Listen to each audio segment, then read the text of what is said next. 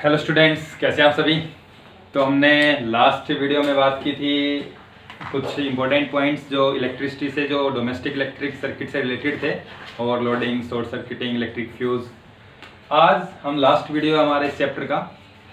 तो आज हम बात कर रहे हैं यहाँ पे advantages of AC and DC, कि एसी का जो फ़ायदा है अल्टरनेटिंग करंट का as compare to direct current, क्या क्या फ़ायदे हैं। ठीक है, एसी करंट जो हमारे घरों में आता है, जो पावर हाउस से हमारे घरों के अंदर आता है, डीसी करंट जो हमारी बैटरीज या सेल वगैरह से हमें मिलता है। ठीक है, तो इसमें हमारे पास फर्स्ट जो एडवांटेजेस है एसी का, वो सबसे पहला एडवांटेजेस क्या है कि एसी को इजीली हम कन्वर्ट कर सकते हैं डीसी के अंदर।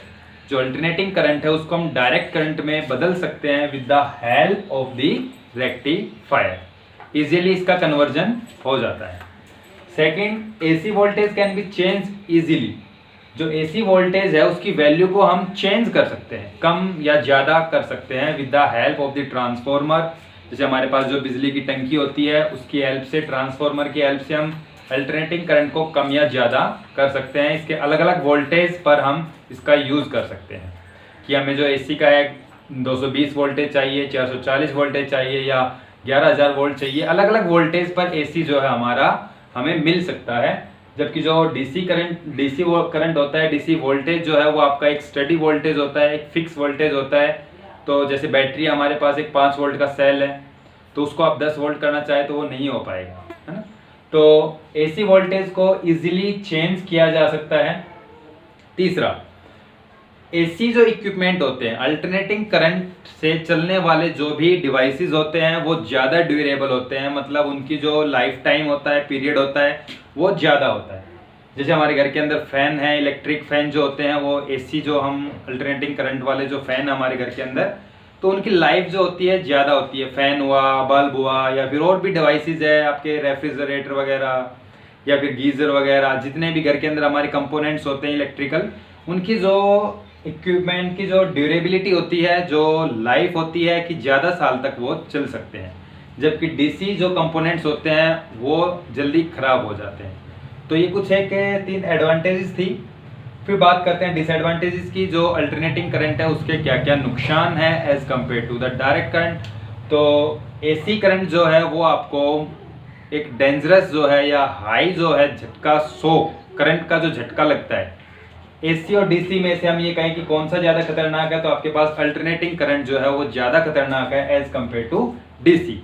अगर बात आती है सेम वोल्टेज की, सेम वोल्टेज आपके पास अगर है तो उसमें जो आपका एसी का वोल्टेज है, एसी जो करंट है वो ज़्यादा डेंजरस शॉक हमें दे सकता है, ज़्यादा करंट का जो झटका है वो आपके लग सकता है एसी का। सेम वोल्टेज अगर है तो, सेम वोल्टेज डीसी हो, सेम वोल्टेज एसी हो, तो एसी आपका ज़्यादा खतरनाक होता है। क्लियर। नेक्स्ट जो है पॉइंट आपके पास क्या है कि एसी जो होता है अल्टरनेटिंग करंट, उसको हम इलेक्ट्रोलाइसिस जो प्रोसेस होता है, जो हम केमिस्ट्री के अंदर पढ़ते हैं, जो इलेक्ट्रोलाइसिस प्रोसेस, उसके अंदर हम अल्टरनेटिंग करंट को यूज नहीं करते। आपने देखा होगा इलेक्ट्रोलाइसिस प्रोसेस के अंदर जो है बैटरी वगैरह यूज होती है, तो वो आप यूज करते हैं एज कम्पेयर टू एसी। तो एसी को हम यूज नहीं कर सकते वहाँ इलेक्ट्रोलाइसिस, जो इलेक्ट्रोप्लेटिंग वगैरह जो होती है उनके अंदर। तो जो इलेक्ट्रोलाइसिस जो प्रोसेस है, उस प्रोसेस के अंदर जो आपका डीसी करंट यूज होता है, तो एसी को हम वहाँ पर यूज नहीं कर सकते हैं। और उसके बाद में बात करते हैं फ्रीक्वेंसी ऑफ एसी की। जो अल्टरनेटिंग करंट है उसकी फ्रीक्वेंसी क्या होती है, तो फ्रीक्वेंसी हम 9th क्लास में पढ़ के आता है कि जो number of cycle in 1 second, उसको हम फ्रीक्वेंसी बोलते हैं। तो यहाँ जो अपना इंडिया के अंदर है, इंडिया के अंदर जो अल्टरनेटिंग करंट है उसकी फ्रीक्वेंसी कितनी होती है, 50 हर्ट्ज होती है।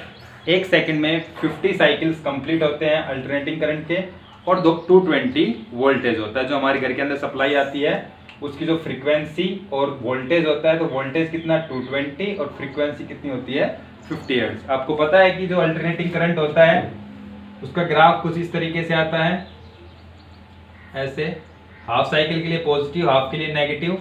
तो एक साइकिल आपका एक क्रस्ट, एक ट्रफ, तो 1 साइकिल कहलाता है इतना। तो इस तरीके के जो है 1 सेकंड में कितने साइकिल, 50 साइकिल्स कंप्लीट होते हैं 1 सेकंड में। तो फ्रीक्वेंसी जो होती है एसी करंट की वो कितनी होती है, 50 हर्ट्ज होती है। क्लियर। तो ये आपके जो एसी और डीसी से रिलेटेड कुछ पॉइंट्स थे जिनको आपको याद करना है। ओके, इसको नोट कर लेना। नेक्स्ट जो टॉपिक है हमारा स्टूडेंट्स वो है इलेक्ट्रोमैग्नेट। इलेक्ट्रोमैग्नेट्स क्या होती है, किस तरीके से हम बनाते हैं, इलेक्ट्रोमैग्नेट क्या है। देखो, इलेक्ट्रो प्लस मैग्नेट, दो वर्ड से बना हुआ है इलेक्ट्रोमैग्नेट। इलेक्ट्रो मतलब इलेक्ट्रिसिटी और मैग्नेट मतलब मैग्नेट। तो एक ऐसी मैग्नेट जिसको बनाने के लिए क्या यूज की जाती है, इलेक्ट्रिसिटी, उस मैग्नेट को हम बोलते हैं इलेक्ट्रोमैग्नेट। कैसे बनाते हैं इसको आप घर पर भी बना सकते हैं। किस तरीके से, मान लो हमने एक आयरन नेल ली, एक आयरन नेल आपको लेनी है, ठीक है, दिस इज आयरन नेल, और इस पर आपको कॉपर की एक वायर जो है, इंसुलेटेड कॉपर वायर, वो आपको यहाँ पे लपेटनी है और इसको आपको कनेक्ट करना है विद ए बैटरी, ठीक है, एक बैटरी से आपको कनेक्ट करना है। जैसे आप की को क्लोज करेंगे तो क्या होगा, इस वायर में करंट फ्लो करेगा, और जो करंट फ्लो करेगा तो यहां पर जो आपकी आयरन नेल है, करंट फ्लो करेगा तो इस वायर के चारों तरफ मैग्नेटिक फील्ड प्रोड्यूस होगा। मैग्नेटिक फील्ड जो प्रोड्यूस होगा वो इसे आयरन नेल को क्या कर देगा, मैग्नेटाइज कर देगा, और ये जो आपकी आयरन नेल है ये क्या बन जाएगी, इलेक्ट्रोमैग्नेट। इसको आप घर पर भी बना सकते हैं। समझने के लिए आप मोटर जो होती है, आपकी कोई मोटर पड़ी है अगर कोई, तो उसमें से जो कॉपर की तार है उसको निकाल लेना, उसको आप एक आयरन नेल के ऊपर लपेटोगे और उसको आप एक बैटरी से कनेक्ट करोगे, तो ये जो है आपकी, जब तक यहाँ पर करंट पास करेगा इस वायर में, तब तक आपकी जो आयरन नेल है वो क्या रहेगी, मैग्नेट बनी रहेगी। उससे आप चुंबक के क्या नाम है उसका, कोई छोटे छोटे पीसीज जो है आयरन के, उससे चिपका सकते हैं, तो ज़्यादा स्ट्रॉन्ग नहीं होगी ये। जैसे आपने यहाँ पे स्विच को ऑफ किया, मतलब करंट को बंद कर दिया, तो ये जो आयरन नेल है ये आपकी नॉर्मल आपकी आयरन नेल ही रह जाएगी। इसका जो मैग्नेटिज्म है, जो मैग्नेटिक फील्ड है वो खत्म हो जाएगा, डीमैग्नेटाइज हो जाएगा। तो ये टेम्परेरी एक मैग्नेट होती है इलेक्ट्रोमैग्नेट, क्लियर। तो इलेक्ट्रोमैग्नेट जो है एक ऐसी मैग्नेट जिसको हम बनाते हैं किसकी हेल्प से, इलेक्ट्रिसिटी की हेल्प से, तो इसको हम बोलते हैं इलेक्ट्रोमैग्नेट, ओके। तो यहाँ पर जो है इलेक्ट्रोमैग्नेट आपके पास इस तरीके से हम बनाते हैं। यूजेस क्या क्या हैं इसके, तो इसके यूजेस हम लिखे, तो for pick a heavy load,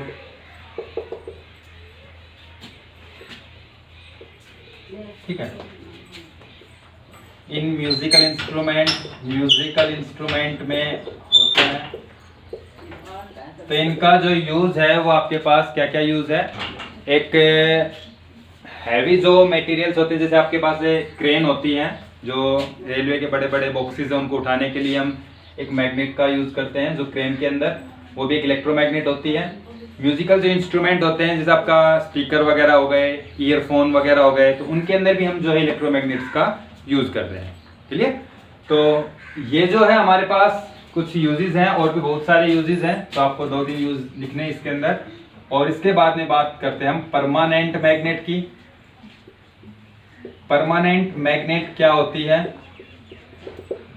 तो जो इलेक्ट्रोमैग्नेट हम बनाते हैं तो उसके अंदर जो आयरन नेल यूज करते हैं, ये जो आपका होता है सॉफ्ट आयरन कोर, इसको हम बोलते हैं सॉफ्ट आयरन कोर। तो अगर हम यहाँ पर इस आयरन नेल की जगह एक स्टील की कोई नेल डाल दें, कोई स्टील का कोई मटेरियल, स्टील की कोई रोड अगर हम यूज करते हैं, आयरन की जगह अगर हम यहाँ पर जो है एक स्टील की कोई रोड यूज करते हैं और उसको मैग्नेट बनाते हैं, एक हमने यहाँ पे जो यूज किया है वो एक स्टील की रोड यूज की है, ठीक है। तो यहाँ हमने ये जो यूज की है, दिस इज स्टील, तो स्टील हम यूज कर रहे हैं यहाँ पर। तो जैसे हम की को क्लोज करेंगे, करंट फ्लो करना शुरू करेगा, यहाँ पर इस वायर के चारों तरफ मैग्नेटिक फील्ड बनेगा, वो मैग्नेटिक फील्ड इस रोड को क्रॉस करेगा, और ये जो रोड है स्टील रोड, ये जो आपके पास है, ये जो स्टील रोड है, ये हमारी क्या बन जाएगी, एक मैग्नेट बन जाएगी। जब हम करंट को बंद भी कर देंगे तो उसके बाद में भी ये जो स्टील की रोड है ये मैग्नेटाइज ही रहेगी, इसका मैग्नेटिक फील्ड खत्म नहीं होगा। जैसे कि इस आयरन नेल का खत्म हो गया था, ऐसा नहीं होगा यहाँ पर। यहाँ जो है आपके पास, जैसे हमने यहाँ पे करंट को बंद किया, ये आयरन नेल आपकी नॉर्मल आयरन जो है वो बन गई, मतलब जो मैग्नेटिक फील्ड था वो इसका खत्म हो जाता है, डीमैग्नेटाइज हो जाता है। लेकिन जो परमानेंट मैग्नेट है उसमें क्या होता है कि एक बार जो मैग्नेट बन गई उसके बाद में करंट को बंद करने पर इसका जो मैग्नेटिक फील्ड है वो जीरो नहीं होता है, खत्म नहीं होता है। काफी सालों तक जो है इसका मैग्नेटिक फील्ड ऐसे कैसे बना रहता है, काफी सालों के बाद धीरे धीरे मैग्नेटाइज फील्ड जो है वो कम होता है, एकदम से तुरंत नहीं होता है। तो ये जो है हमारे पास क्या हो गई, एक permanent magnet, electromagnet, permanent magnet. तो इलेक्ट्रोमैग्नेट में क्या होता है, जब तक करंट जाएगा तब तक वो मैग्नेटाइज रहेगा, करंट को बंद किया मैग्नेटिक फील्ड खत्म उसका। लेकिन जो परमानेंट मैग्नेट होता है उसके लिए क्या होता है, उसमें अगर एक बार मैग्नेट आपने बना दिया उसके बाद में आप करंट को बंद भी कर देंगे तो भी ये क्या रहेगा, मैग्नेट रहेगा। तो परमानेंट मैग्नेट बनाने के लिए हम जो यूज करते हैं वो स्टील वगैरह हो गया आपके पास मटेरियल, और जो जो इलेक्ट्रोमैग्नेट है उसको बनाने के लिए जो यूज करते हैं वो आपके पास सॉफ्ट आयरन हो गया।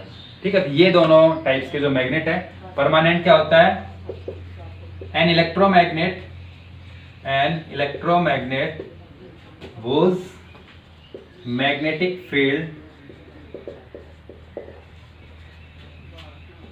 cannot demagnetize an electromagnet which does not demagnetize if there is no current flow in coil। तो यहाँ एक ऐसी electromagnet which does not magnetise, जो मैग्नेटाइज नहीं होगी यदि हम करंट को जो है उसके फ्लो को बंद कर देते हैं, तो आपके पास ऐसी मैग्नेट को हम बोलते हैं परमानेंट मैग्नेट। क्लियर? तो ये आपके पास इलेक्ट्रोमैग्नेट और परमानेंट मैग्नेट, तो इसको आपको नोट करना है। तो आज के लिए इसमें इतना है।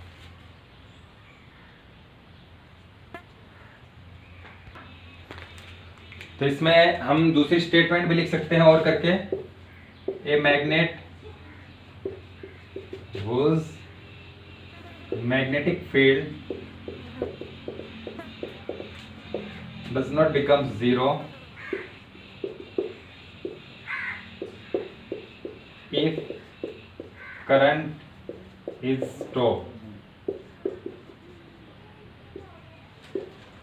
तो यदि यहाँ पर जो करंट है वो करंट अगर हम बंद भी कर देते हैं तो इसका मैग्नेटिक फील्ड जीरो नहीं होगा, जबकि इसमें करंट को बंद करने पर इसका मैग्नेटिक फील्ड जीरो हो जाता है। तो ये इन दोनों मैग्नेट्स में डिफरेंस है।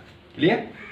तो यहाँ पर आपके पास एक चीज और कि जितना ज्यादा यहाँ पर करंट फ्लो कराएंगे हम इलेक्ट्रोमैग्नेट के अंदर, मतलब जो वायर है आपकी इस वायर के अंदर, जितना ज्यादा करंट होगा वो मैग्नेट उतनी ही ज्यादा स्ट्रॉन्ग होगी। इलेक्ट्रोमैग्नेट को आप इसकी स्ट्रेंथ को कम या ज्यादा कर सकते हो, बढ़ा सकते हो, घटा सकते हो, जितना करंट के ऊपर डिपेंड करेगा। इसमें क्या होता है, इसमें एक बार मैग्नेटाइज हो गया उसके बाद में करंट बढ़ाओ घटाओ इसका इसके ऊपर कोई फर्क नहीं पड़ेगा। क्लियर? तो यहाँ पर आपके पास ये भी है कि इलेक्ट्रोमैग्नेट की स्ट्रेंथ को हम किस तरीके से बढ़ा सकते हैं। तो इलेक्ट्रोमैग्नेट की स्ट्रेंथ को है हम करंट की वैल्यू को बढ़ा के इंक्रीज कर सकते हैं। दूसरा, ये टाइप से सोलेनॉइड ही होता है। जैसे हमने सोलेनॉइड पढ़ा था कि सोलेनॉइड में क्या होता है, इस तरीके की एक जो कॉइल होती है, इस तरीके की एक कॉइल होती है जो आपने सोलेनॉइड के बारे में पढ़ा है। तो सोलेनॉइड के अंदर आपने यहाँ पे एक लोहे की कोई रोड रखी है तो ये इलेक्ट्रोमैग्नेट बन जाता है। ठीक है?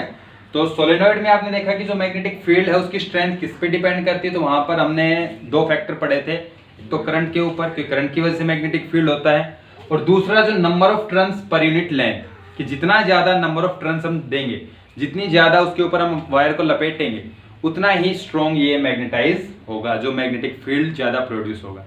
क्लियर? तो इलेक्ट्रोमैग्नेट की स्ट्रेंथ को बढ़ाने के लिए हम दो काम कर सकते हैं। क्या क्या? एक तो करंट की वैल्यू को बढ़ाएं तो उसकी स्ट्रेंथ जो मैग्नेटिक फील्ड की बढ़ेगी तो उतना ही ज्यादा वो मैग्नेटाइज होगा। दूसरा, हम number of turns per unit length की जो टर्न्स हमने दिए हुए हैं, जितने घुमाव वायर में होंगे ज्यादा, उतना ज्यादा मैग्नेटिक फील्ड होगा, उतनी ही स्ट्रॉन्ग ये मैग्नेट बनेगी। तो ये आपके पास इस तरीके से इलेक्ट्रोमैग्नेट और परमानेंट मैग्नेट को हम बनाते हैं। क्लियर? इतना आपको इसमें करना है और ये चैप्टर आपका कंप्लीट होता है। क्लियर? इसको नोट करना।